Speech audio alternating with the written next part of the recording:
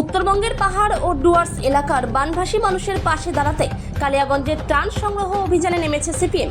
শনিবার সিপিএম এর কালিয়াগঞ্জ উত্তর লোকাল কমিটির ব্যানারে মনমোহন স্কুল রোডে এই ত্রাণ সংগ্রহ অভিযান হয়। দিগেন রায়, দেবব্রত সরকার, স্বপ্না সমাজদার, অসীম দাস, ঐশানী বাগচি, ধীরাজ ভৌমিক, সুজয় সাহা, উত্তম গুহের মতো নেতৃত্ব ত্রাণ সংগ্রহ অভিযানে সামিল হয়েছিল। আপনার নাম? দিগেন্দ্রনাথ। আজকে দেখছি আপনারা রাস্তায় বেরিয়েছেন, কেন?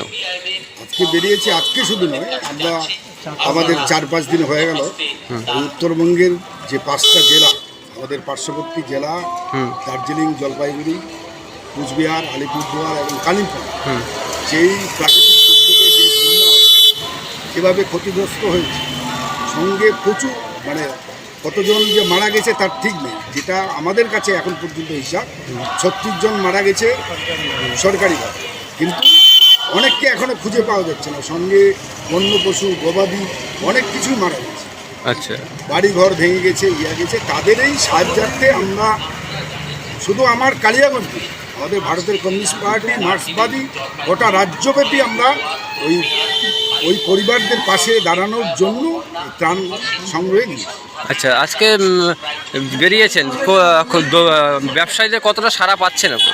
না, আমরা সাড়া পাচ্ছি আমরা প্রচুর পরিমাণে। সাধারণ লোক সবাই এগিয়ে আসছে সাহায্যের জন্য, ত্রাণ আমাদের মুক্ত হস্তেই দান করছে। ঠিক, সে টোটো চালক থেকে পথচারী সমস্ত কিছু। ঠিক আছে, আমরা সাড়া পাচ্ছি, আমরা ভালো সাড়া পাচ্ছি। লোকের পাশে আমরা আছি, শ্রমজীবী মেহনতি মানুষ আমাদের সঙ্গে ছিল, থাকবে, আমরাও তাদের পাশে আছি। ঠিক আছে।